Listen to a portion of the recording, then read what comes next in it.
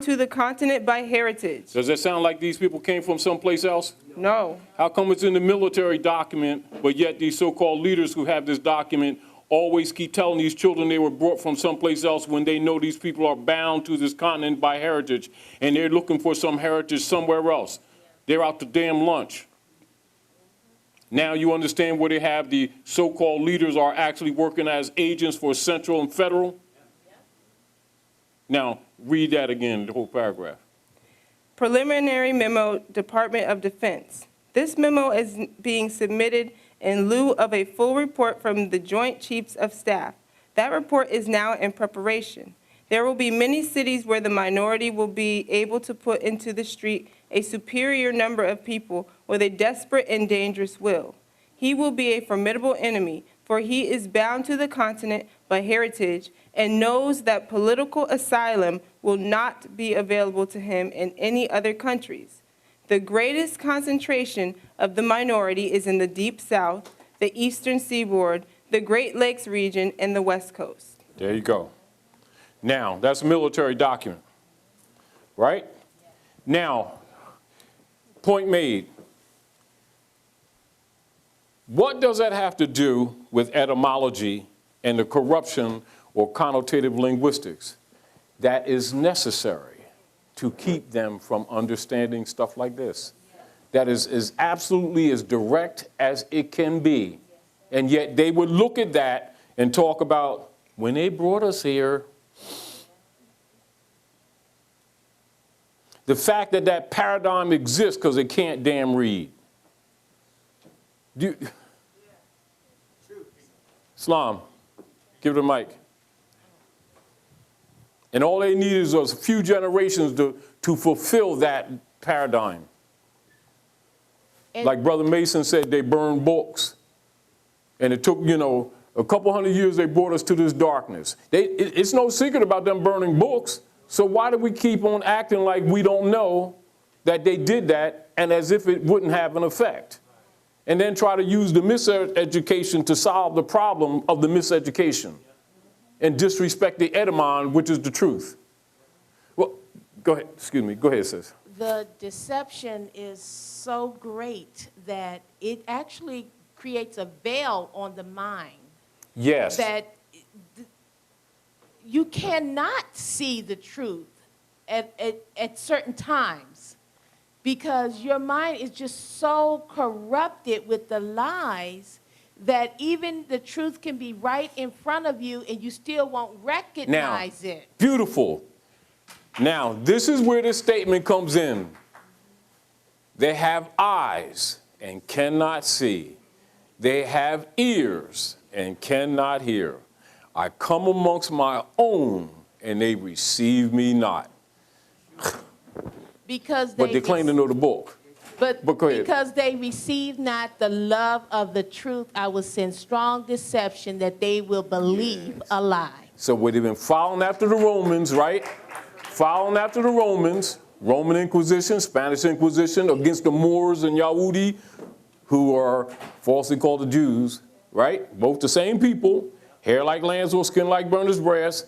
And here they're going, they can't buy or sell without the mark or the number of his name, 14th Amendment, and which is the problem that we have right now. And what is in the same book they say they understand? It says the time has come that every man, woman, and child must confess their own and worship under their own vine and fig tree. Translate that into civil action. It's called nationalization. It's called honoring your mothers and your fathers. And what is it with that in nature of law? Go in the law book when you look in the common law. It's the capacity to connect to the ancient traditions and customs, the archaic traditions and customs, and thus trump the Roman law, the civil law, and other forms of law. Outside of that, you have no standing.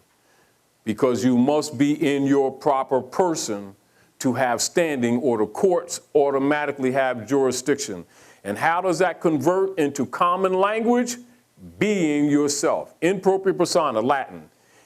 Being what? In one's own proper person. So you see how law and history goes together?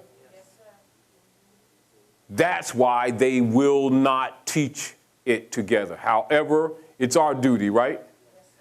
And so we can, like we were talking earlier, you can go in our communities in any direction, to the north, to the south, to the east and the west, and you can find a spy center. And the poorest communities support them and don't have any civic organizations. And they're called great circles. They're called churches. And they will, charge that's Jesus when it's really Constantine. And so they not only lie on Jesus, they accredit him with something that the very book they claim to know, which says he's a Jew, and then you talk about any Kabbalistic lessons, they look at you cross-eyed. That's the devilness. And they start that stuff.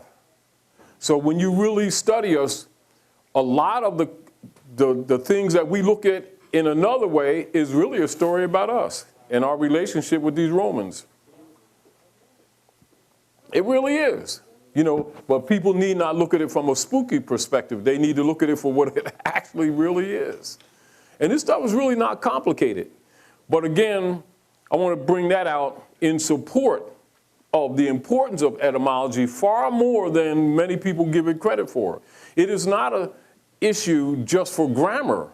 For grammar is the issue of preserving culture. So at what point in any science, in any discipline, can it not be important? When it covers every walk of life. Because culture is transferred and preserved through language.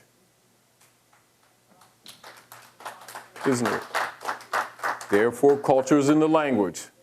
So just keep that in mind. And I wanted you to read that because I wanted you to recognize that as a defense against people that keep trying to justify or rationalize this social engineering as if they don't know what they're doing. And if these leader guys don't know what they're doing, and that, it's a matter of opinion or school of thought. This stuff is engineered, no doubt. You got that, y'all? Yes. All right. And again, I see that. Yeah, we're getting good. Anyway, so one of the things that we always said, now, you know that you can change the suffix on words and change their classification, etc. Sometimes prefixing. But in general, the safe, say a basic approach to teaching children, like we always say. And one of the reasons why I always like to use the egg crate, because what the egg crate represents, And so I'll take the egg crate. And generally the egg crates have, that's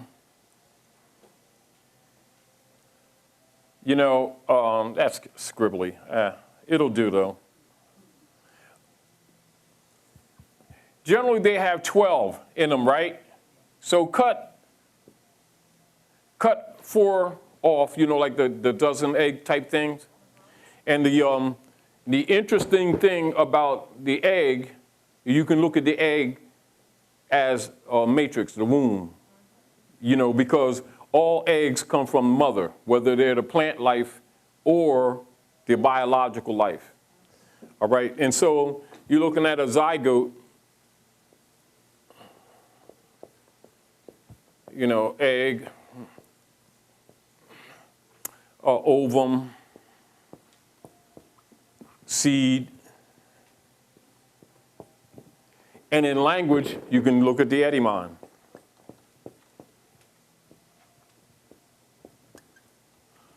You know what I mean? Now, and so, parts of speech real quick, you all. Come on. Come on, you all.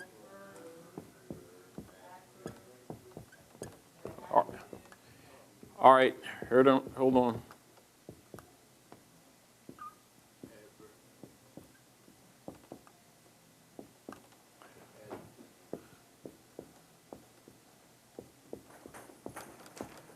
We're running out of space, but you can do this for your children.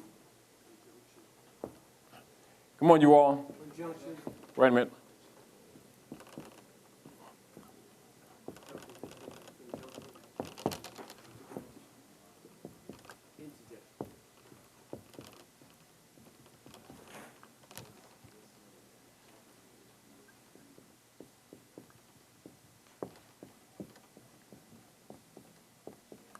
Now, point as a crude basics, like when you have small children, say when they're about 2 and 3, don't underestimate them.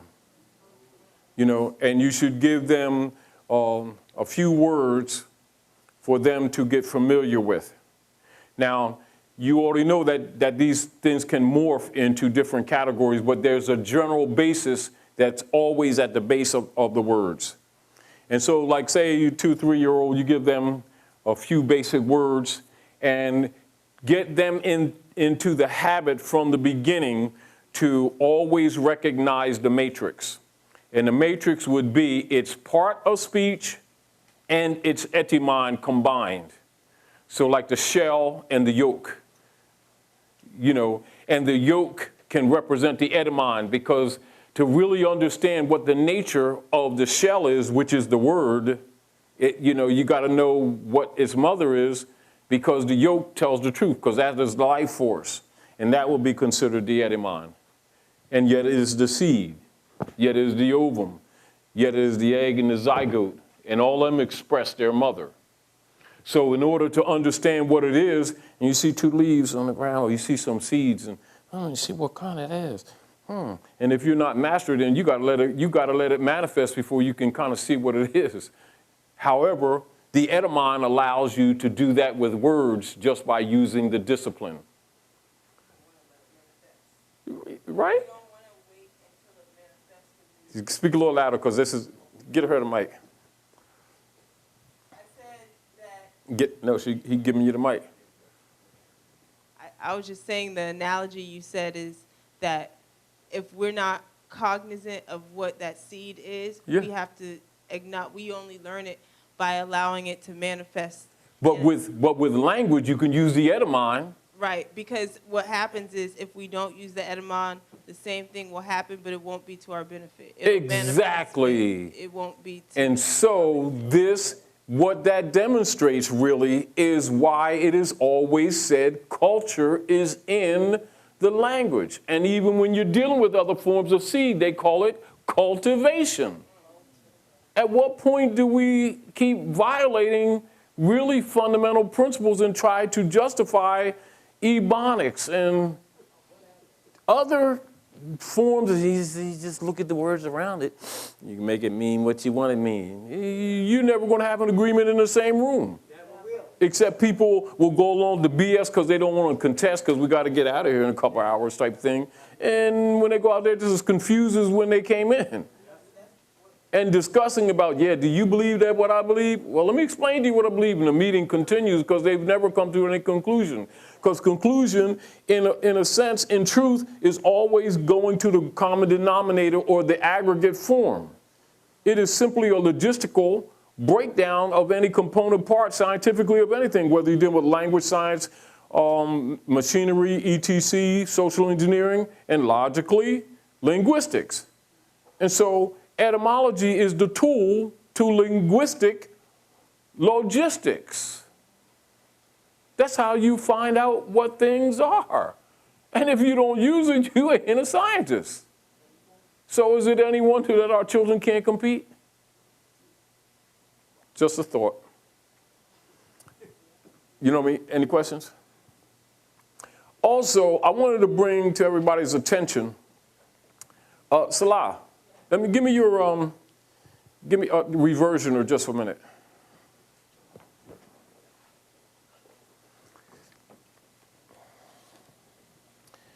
I just want to bring to everybody's attention some basic principles, and we've talked about this before, and we're going to go into this in the future a little more. And this is also in relationship to some of the things that were stated earlier.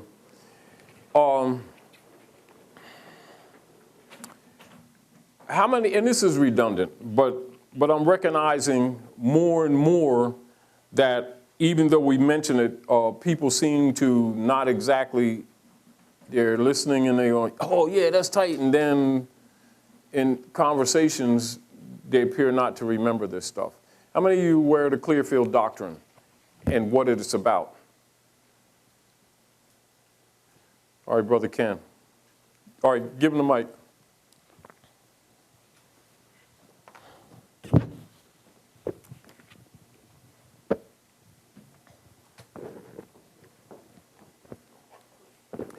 I'm gonna write this down so that y'all don't, and y'all write this down because you know our time is short, but I want you to be able to look this up. And we're gonna give you some informational play on this later.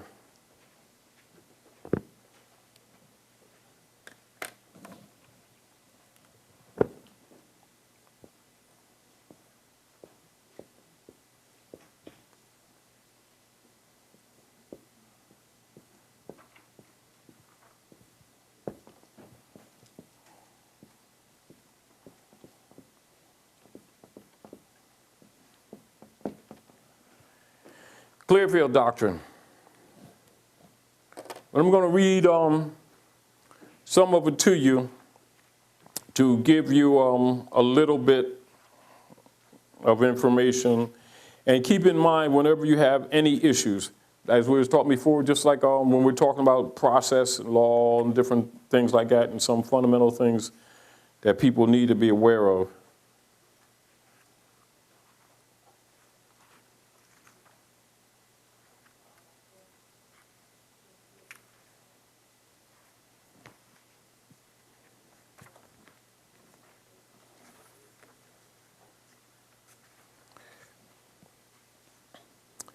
Now, actually, this is based, the case is not based on Clearfield. It's based, it was, took place in the territorial area of Clearfield, Pennsylvania. And that's how it got its name. But it actually came about with someone cashing a check that was not their own. And the greed of the persons in government to get compensation for it caused them to expose the fact that they're not government, that they're private, for-profit corporate entities, all of them, and have no government authority whatsoever. And they've been exercising governmental powers, and you keep on calling them government and then giving them that power when you should be suing them as private individuals. Are we clear? I don't think I have it in this one. I got to make sure I give it to you. I give it to you on your flash drive. I need to give it to you on your flash drive because this is like the earlier printout. All right, good brother. Clearfield, yeah, this is a short one. Here's Selah. But it'll be on your flash drive. For those of you who I've given the folder to on the flash drive, Clearfield, all right, yeah. Now, this is, I'll give you a rough. United States Court, Clearfield Trust Company versus United States. Keep in mind, this is a law case, but pay attention to the nature of it. This is what's important. And you're going to use this in every instance that you're interchanging with these Romans, all right? And it's called the Clearfield Doctrine, but it's based on the principle of you having a comprehension between the public and the private, and which is not noted here, but I'll give you a little background. In 1871, secretly, to fulfill their Treaty of Verona and Inquisition operations, just like we're talking, and most people aren't aware of the real politics, they overthrew the government of the United States Republic and converted it into a private, for-profit corporation for the bishopric Jesuits of Rome. Are we clear? So since 1781, that was the first major coup of the United States Republic. They continue to call it a republic to fool the people. But it was actually the first order where they were setting up their demon system, or what they call the democracy order of anarchy in government, to carry out the secret treaty of Verona and the doctrine of discovery, which is not discussed in this, but for those who know government and know law and history, know that that's really what it is. Now, when they're explaining the Clearfield Doctrine, they're just simply talking about private corporation, public corporation, and on that surface, and for the most part, Europeans, middle class who are being dissolved, will use this in their arguments. But you need to understand this on a broader basis. And this is another reason why I expanded on it. Now, I have this in lesson book 14, which I'm going to publish soon, and I expand with the greater side of the background that the Europeans won't say.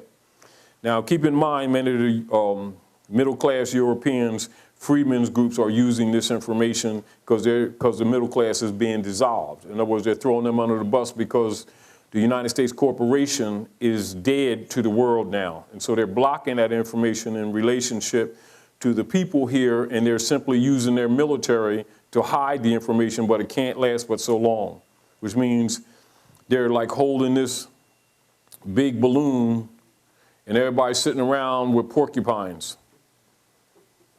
Yeah, and it's just a matter of time. It's just true, you know. And so those who really don't understand this or don't do anything to prepare, they're going to be caught in such economic and political manners that we probably can't describe right now.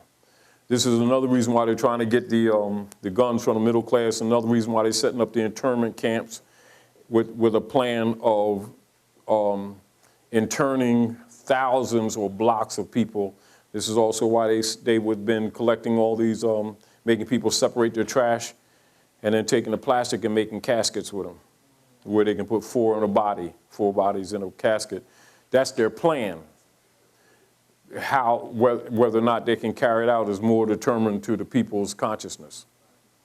All right? And that's the real politics. And so they got to keep people asleep to what they're really planning. And people who are not conscious is the easiest food. Anyway, Clearfield Trust versus United States 318 U.S. 363-371, 1942. Governments descend to the level of a mere corporation and take on the characteristics of a mere private citizen when private, corporate, commercial paper, which is Federal Reserve notes. So write down, Federal Reserve notes is private, corporate, commercial paper. And when you refer to it as money, you've agreed to the liability that goes with the assumption that will be projected upon you, which means consent. They're not saying that. I'm telling you what was so you'll understand how to use this information we're getting you. It's why a lot of times when we tell you, stop calling it money. Yeah, well, I know technically it ain't, but, and then they continue to, like we didn't inform them. And so this is, again, where the danger is, where people don't respect that culture's in the language, and they keep trying to justify what they themselves know is linguistically incorrect and thinking it's innocent. As soon as you claiming you have money, which you don't have, you've accepted the liability of the tax and the liens that go with it. So refer to them as Federal Reserve notes. Do you understand? And don't say you have money. All right? Now, I'm going to get to you, Sean. Oh, yeah. Say, private, corporate, commercial paper, quote, unquote. In government, that's the official designation for those Federal Reserve notes that people keep calling dollars. Privately, in government, they don't refer to it as money. They refer to it as private, corporate, commercial paper. And they refer to the checks as securities.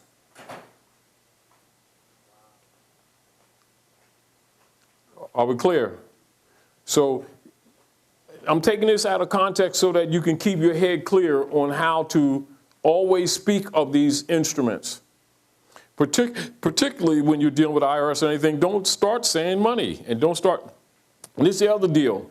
Income applies to foreign corporate entities only who have made a capital investment and generated profits. In law, that profit, not the capital investment, is the income, and nothing else is income. But if you want to call your labor income, they'll accept your offer and charge you as a foreign corporate entity, and that's where your tax base comes from. Say it again. Can you repeat that story again and say it again? Can you repeat that stuff again? Say it again. Anyway, income. And this is very important. And you know, a lot of times, you know, when we're correcting people, they think that we're just being picky with them. And we're trying to solve this problem, economic and politically, that our people have, and it's in the language. And they keep agreeing. That's why they call it consent. Because these people refuse to deal with facts. They keep dealing with beliefs. Well, back to point. Income. Not semantically, not by a school of thought or opinion, by political fact, applies only to the profits that are generated by capital investment by foreign corporate entities for the privilege of doing business. Are we clear? So, private, foreign corporate entities that do business in another jurisdiction, having the privilege of doing that business, makes investment in stock or some other commodity, and that investment generates a profit. That profit from that investment is called income, and nothing else in law is income. If you can get that through your head, that's not opinion, that's fact, and you can understand that some people can't read and they be saying, well, let me see, the income I had this year, $5.50 here. And I worked at McDonald's and I had $3.50 there. And my extra job at Wendy's and I had 35. You start adding it up and talking about you had income, they'll accept your offer. Well, you want to call your pecuniary wages income, they'll accept your offer. Not only that, you lied, but they'll accept that and save that later to get you for fraud when you don't want to pay. Because you said it was. That's why they get you to sign these things. And then you make false statements thinking you know what you're talking about. And then when you don't pay, you committed fraud because you said you had money. You ain't arguing that. And you say, well, start talking amount. It doesn't matter. And they're holding you liable and you can't figure out why, because you can't damn read. And you just made a contractual agreement claiming that you're a foreign corporate entity that made money when you didn't. Because also, in the law, expressed in law, in relationship to income, it distinguishes wages for labor, etc., distinguished from income in the law. It makes the distinction. But of course, some people was into ebonics. You get the point? And debate that, you know, it's a surrounding and people get together and what you wanted to mean ebonically. And meanwhile, all the problems that we have, we want to start marching organizations to solve the symptoms when the fact of the matter is they can't damn read. And they keep agreeing to stuff and saying stuff that ain't true, which makes them a fraud from the beginning. So at any time, they can come back to you and charge you for fraud. And they can't even figure that out because they don't even understand the dynamics. Because they won't accept the etymon, which is the true meaning of the words. making themselves subject. And because they sign papers, it's a contract, even though it's unconscionable. Do you understand? But let me go back to the Clearfield Doctrine and we'll just talk a little bit, right? So Clearfield Doctrine. Clearfield Trust versus United States. Governments descend to the level of a mere corporation, private corporation, and take on the characteristics of a mere private citizen, where private corporate commercial paper, which is Federal Reserve notes, FRNs, and securities, which are checks, is concerned. For purposes of suit, such corporations and individuals are regarded as entities entirely separate from government. Do you know how much information does that first paragraph gives the average person in any claim, tickets, or anything else that they never even argue? It's no different than somebody who went past McDonald's, the guy said, oh, there's my boy. Hurry, run in the back and get your suit. Go and put a blue suit on and run outside. Stop. In the name of love. Let me see, driver's license, insurance, Fred. He's at McDonald's.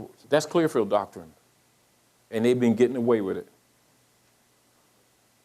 Do you understand what I just said? Yes. Do you recognize the opportunity to use this information in law in the court? They've been imposturing as government when their government has been dissolved. Doesn't exist.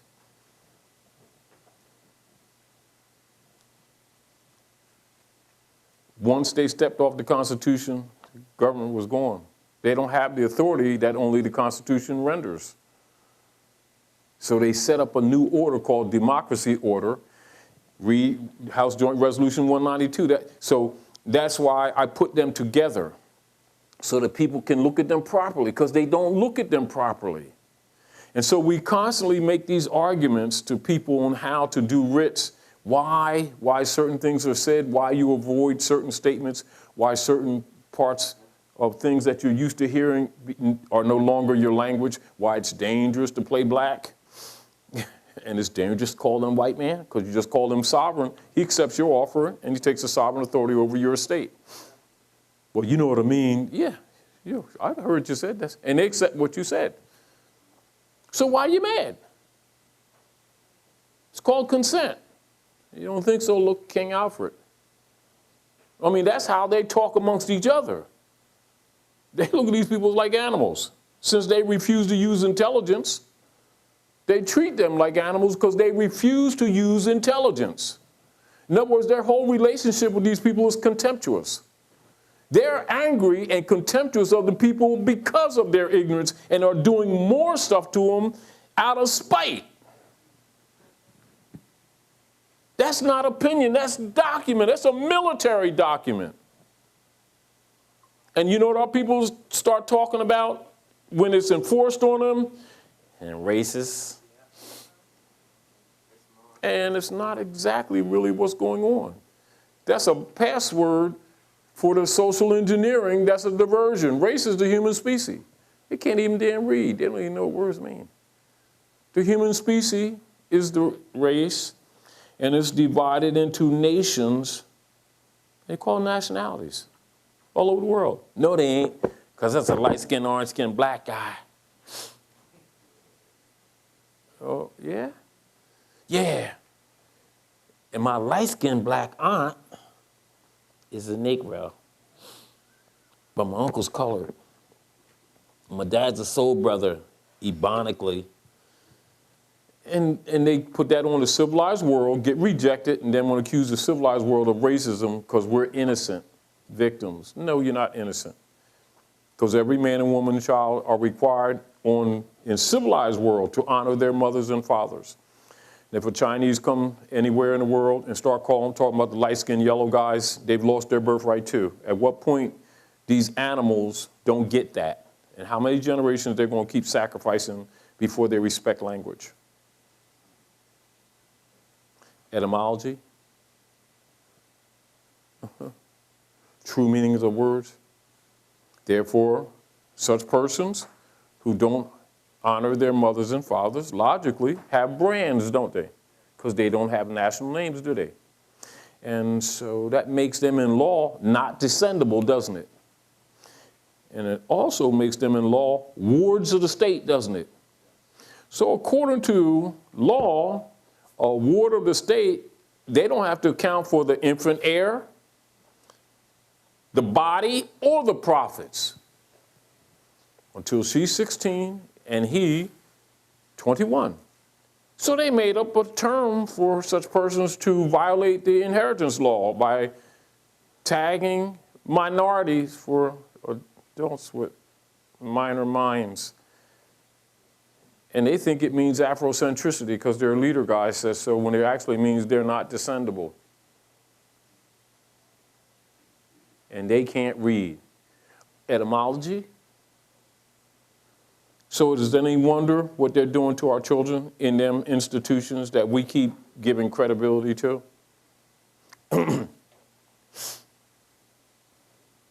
Internet. You get the point? Because it's not going to be solved elsewhere. They're not going to allow it.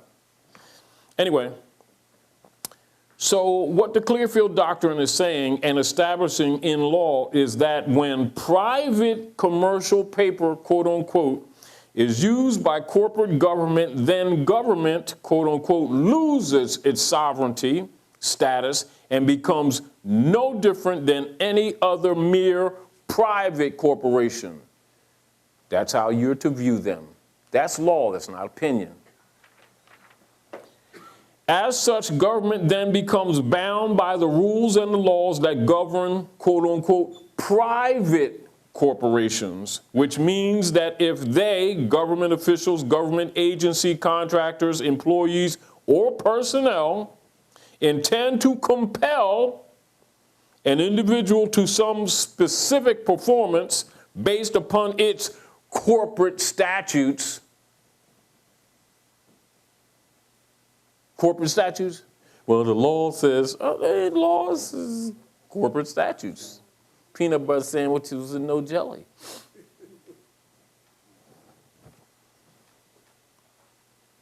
Or upon corporate rules, then the government, like any other private corporation, quote unquote, must be a holder in due course of a valid and verifiable contract or other evidentiary proof of a commercial agreement, quote unquote, between it, that's the government agent, personnel, whoever's talking trash, and the one individual or natural person, etc., upon whom demands for specific performance are made.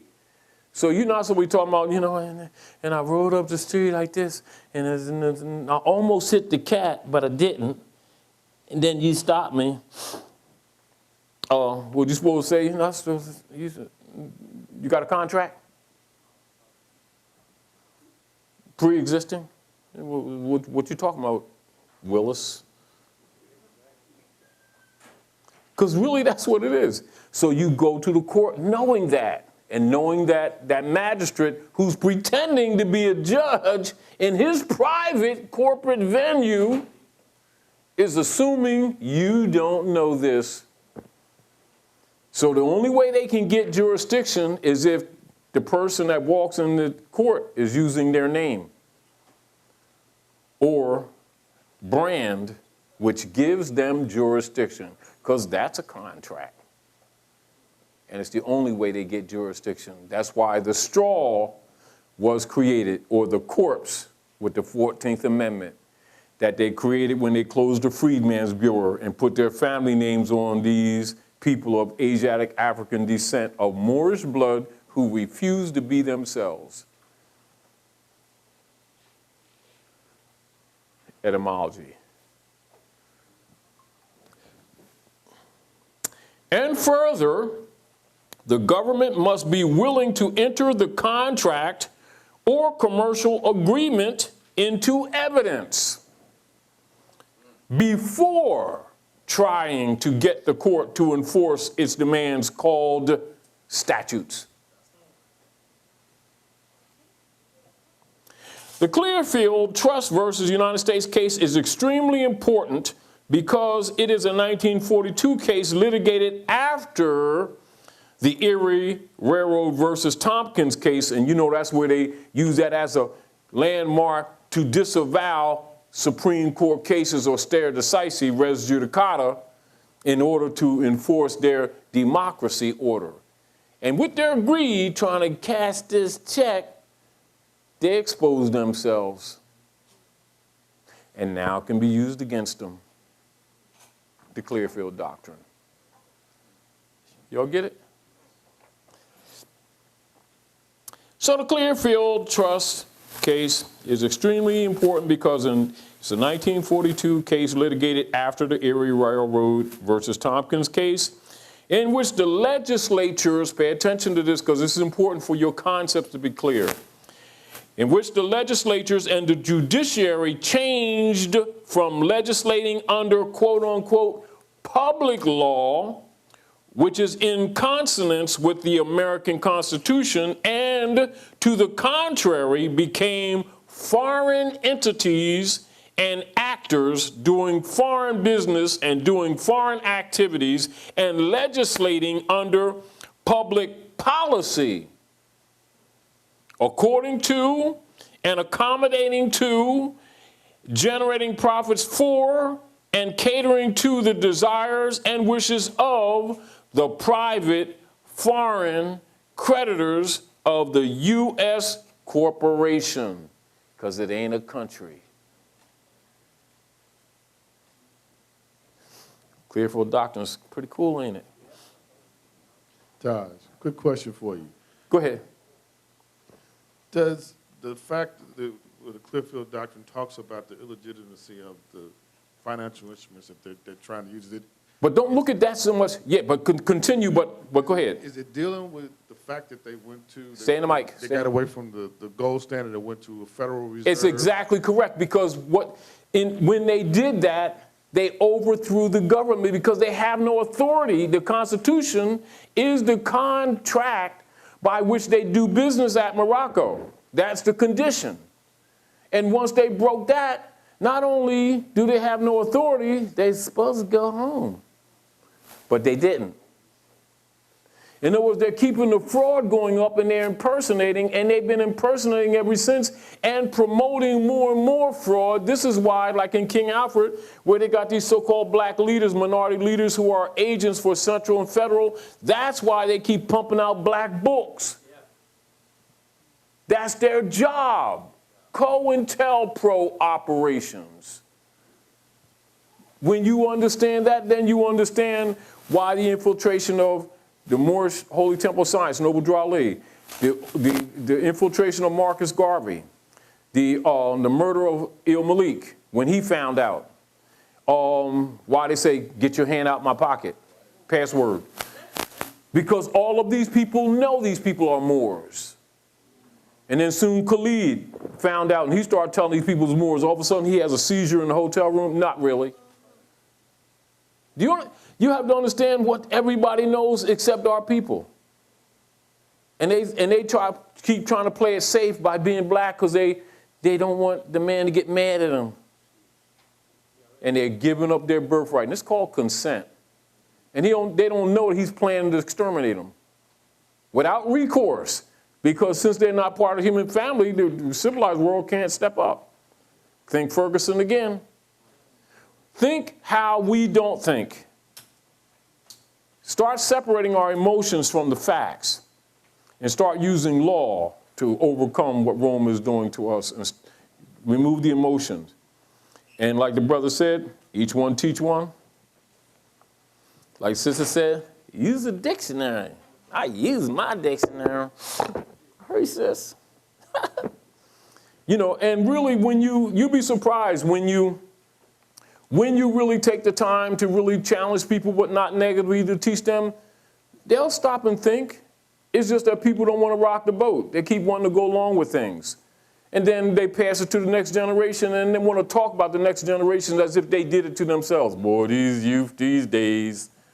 What you mean they came before you? We keep laying these phony foundations for them. They keep getting destroyed, and rather than us take responsibility, we act like, well, y'all didn't pray enough. All them dizzy stuff that we start, and when we really corrupted and punked out and haven't taken a stand and left them nothing to stand on, and then they're getting destroyed, going to jail, younger and younger, getting beat up and killed, etc. And then we want to figure out, let's pray on it, and all that dizzy stuff that never worked. Do you understand what I'm saying?